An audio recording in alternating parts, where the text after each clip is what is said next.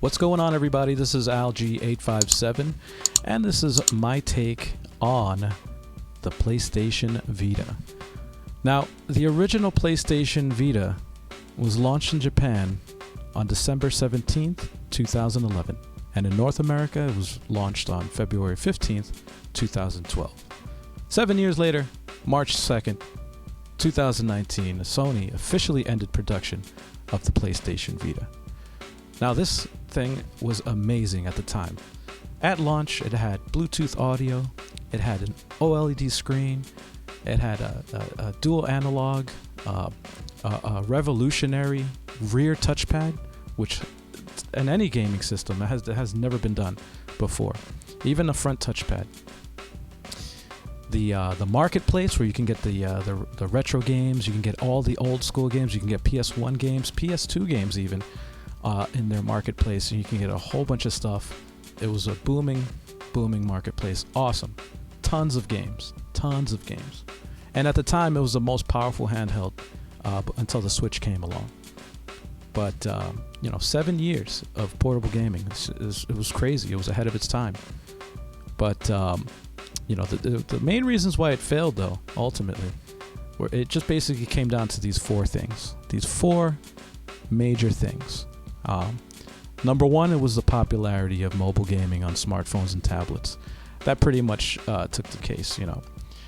If you went out, and you had a game, why would you buy a $250 handheld system dedicated to just gaming when you could just download for free a quick little game, of Angry Birds or something on your phone and play it for free anywhere? You could be online at the bank, you could be online somewhere. But this was basically for hardcore gamers, and the hardcore gamers really weren't into the handhelds. I mean, handhelds aren't really for hardcore gamers.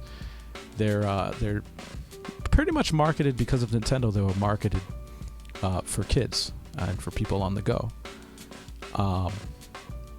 which was interesting at the time for them to be bold enough to release that. But speaking of Nintendo, that leads me to the second thing. It was the popularity of the Nintendo 3DS, dominating the handheld market.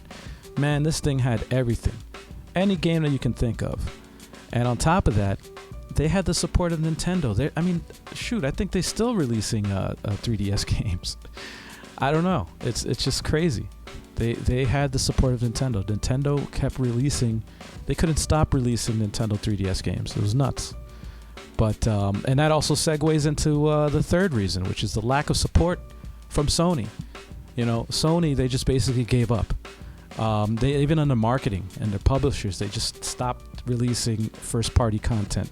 Almost after 2 years, they just stopped doing that, which is nuts. But you would think that they would keep going with it, and even though they just had that market. Even though it was a niche market, they could have continued to reach for that market, but they just gave up altogether, and they just didn't support it.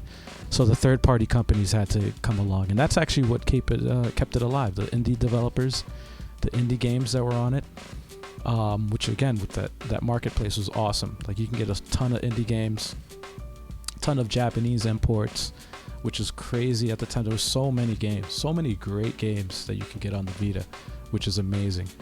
But the nail in the coffin, though, the one thing that actually ended the Vita's lifespan, which is they just pulled the plug on the whole thing and just got flatlined, and that was it, is the overpriced memory cards. Holy crap. Those things were expensive, man. Super expensive. I mean, a 16 gig memory card, I think they dropped the price. I think originally it was $60. $60. And I remember at the time when the 64 gig memory card was, I think it was $120 or something like that. I was like, oh my goodness, that's just you get two of those and you have a system. You have a whole Vita system itself. For half the cost of the damn system itself, you can have a memory card, which is insane. Now, I understand that they were trying to get away from piracy, and they were trying to combat that, but that's not the way to do that. I mean, look at the Switch. Look at what the Nintendo Switch did. They didn't have a proprietary memory card. You could just get a micro SD card for cheap, and you could just load up all your games on it. And what happened is that people couldn't really afford. They didn't want to spend the $60 on a 16 gig card, or, you know, what they would do is just buy an 8 gig card, which is hardly anything. You could fit like 3 games on it, play those 3 games, and then when they were done with it, they had to transfer it to their PC. So you had to transfer your games and continue. Like, you can only hold a few games at a time. So when I had the Vita, I remember I bought a lot of the physical games. I have a nice collection, actually. You can see on my other review videos on my My Take series. But that's one of the reasons why I purchased physical copies. Because the digital copies, it was just too expensive to have, you know, a memory card. That proprietary memory card was the thing that just killed them. And it's sad, too, because it's a very, very good system.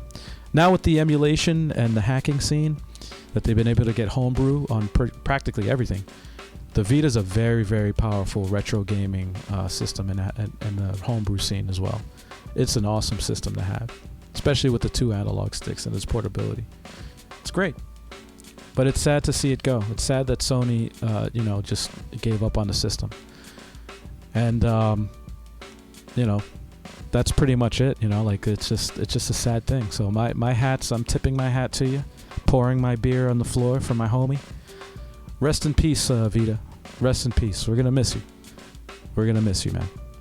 Well, anyway, this was my take. Let us know what your take is in the comments. If you haven't already, be sure to subscribe to our channel for more videos like this, and hit us up on all our social media. Once again, this is Alg857. Peace.